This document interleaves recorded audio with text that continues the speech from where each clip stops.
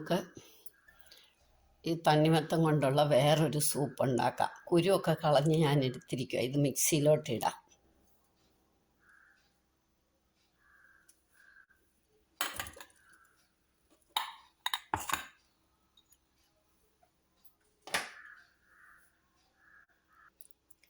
ചെറിയ തക്കാളിയാണ് ഒരെണ്ണം. ഇത് ഇത്തിരി വലിയ തക്കാളിയാണ്, അതുകൊണ്ട് ഞാൻ അതിൻ്റെ ഹാഫേ എടുത്തുള്ളൂ.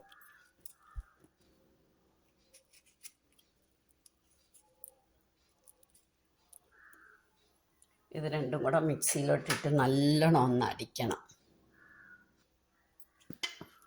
ഇത് നല്ലോണം അടിച്ചെടുത്തു. ഇനി നമുക്കൊരു കടായി അടുപ്പത്ത് വെച്ച് 1 ടീസ്പൂൺ ഒലിവ് ഓയിൽ, അതിനകത്തേക്ക് കുറച്ച് ഇഞ്ചി പൊടിയായിട്ട് അരിഞ്ഞത്,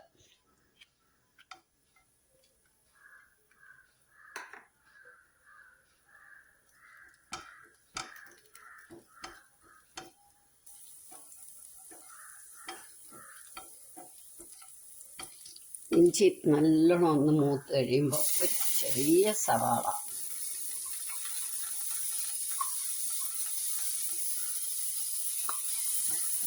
നന്നായിട്ട് മൂക്കണം.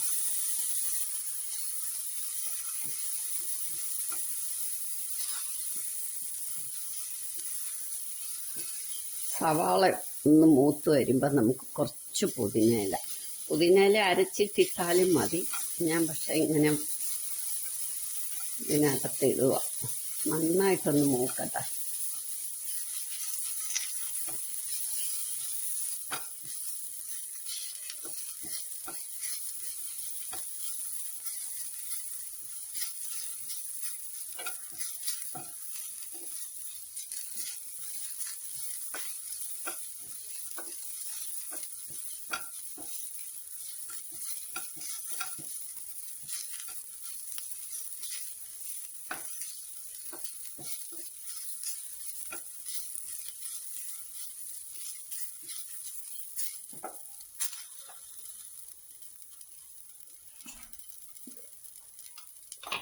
ഇനി നമുക്ക്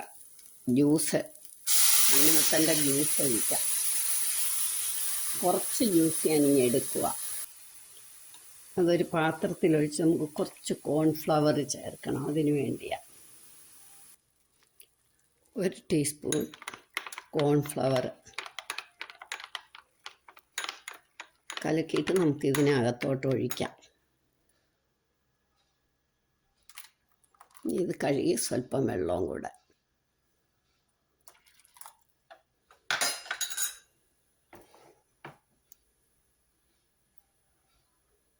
ഇനി ഇതിന് പാകത്തിന് ഉപ്പിടണം.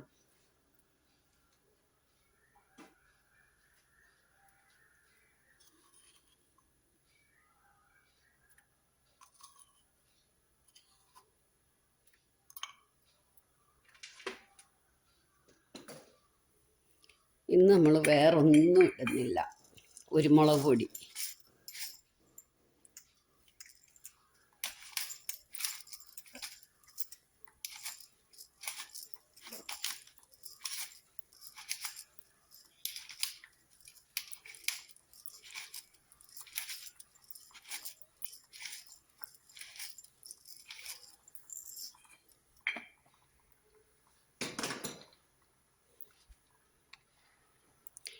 രണ്ട് മൂന്ന് ടൈപ്പ് സൂപ്പുണ്ട്.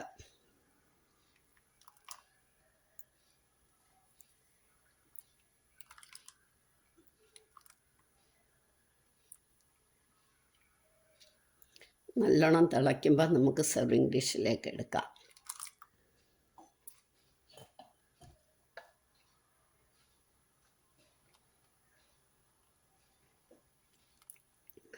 നന്നായിട്ട് തിളച്ച് കഴിയുമ്പോൾ നമുക്ക് സെർവിങ് ഡിഷിലേക്ക് എടുക്കാം.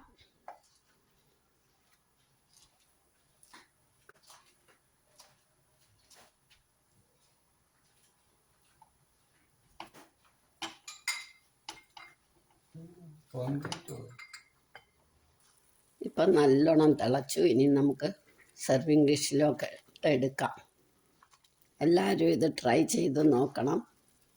ഇഷ്ടമായെങ്കിൽ ലൈക്ക് ചെയ്യുക, സബ്സ്ക്രൈബ് ചെയ്യുക, ഷെയർ ചെയ്യുക, കമൻറ്റ് ചെയ്യുക. ഇനി നമുക്ക് കുടിക്കാം. നമ്മുടെ തണ്ണിമത്തൻ സൂപ്പ് റെഡിയായി. വളരെ ടേസ്റ്റിയാണ്.